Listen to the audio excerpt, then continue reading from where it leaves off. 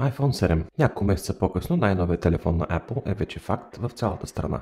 И хората няма нужда да чакат със седмици, за да го получат. Но заслужава ли се наистина и не е ли по-добре да изчакаме до септември 2017? Аз съм Искрен, а вие гледате първото продуктово ревю на pomagaj.com.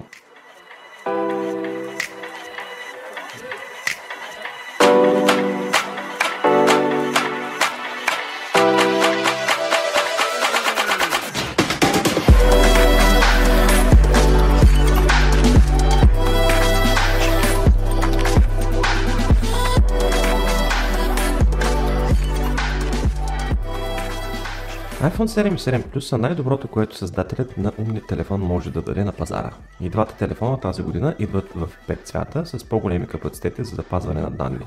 Съответно 32, 128 и 256 ГБ.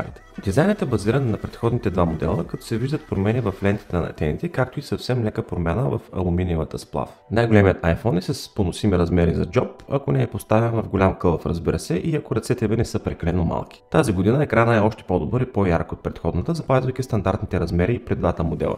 4,7 и 5,5 инча на дисплея. Новото през седмицата е, че и двата варианта са с рейтинг IP67 за прахова и водоустойчивост.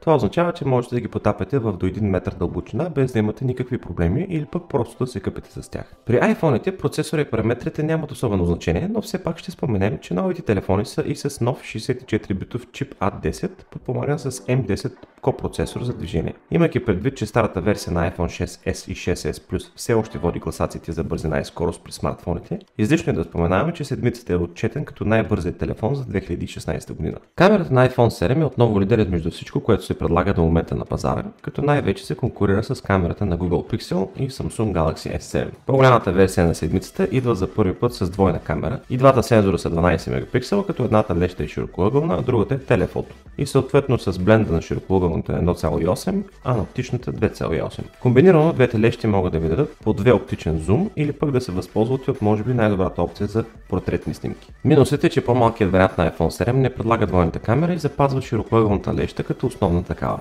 И двата апарата могат да снимат 4К видео в 30 кадра в секунда, както и Full HD до 60 кадра в секунда, което е страхотно, ако искате да правите забавни кадри или небезизвестните slow-mo видеа. Предната камера на двата апарата е 7 мегапиксела, като за първи път може да снима Full HD 1080p видео. Идеална е и за селфита. Ново при iPhone 7 е и Touch ID сензор бутона, типичен за всеки iPhone. Този бутон вече не е физически такъв, който може да се натиска, а е сензор, който емулира натискане чрез вибрация.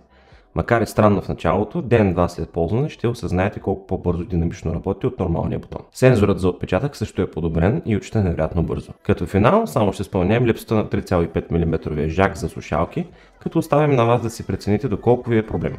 Имайки предвид, че в комплекта на всеки телефон има преходник от Lightning port към стерео жак, както и новите слушалки в кутията идват изцяло с дигитално качество на Lightning port. Но въпреки това, ако сте човек, който притежава голяма гама от слушалки с 3,5 мм аналогов жак, или пък често искате да слушате музика и да се зареждате телефона едновременно, възможно е да не останете особено доволен или да се наложи да се ориентирате към изцяло Bluetooth решение за слушане на музика. След всичката тази информация остава въпроса: заслужава ли си новият iPhone 7? Ако притежавате iPhone 6s или 6s Plus, по-скоро не, защото всички описани детайли за вас ще бъдат по-скоро минимални апгрейди. И ще е по-добре да изчакате до средата на 2017. Тогава излиза новият iPhone, който ще бъде 10 годишния юбилей на компанията. И ако се оповаваме на източници, които са познали в своите предсказания до момента, то новият iPhone би бил най-добрият и иновативен шедьовър на Apple. Ако обаче идвате от стара версия на iPhone или пък изцяло друг вид телефон, iPhone 7 и 7 Plus ще ви изненада и зарадва страшно много. Единствено имайте предвид, че все още нито един от iPhone-ите не идва с превод на български на операционната система. Ако ви е харесало това видео, оставете коментар относно следващия продукт, който искате да ви презентираме.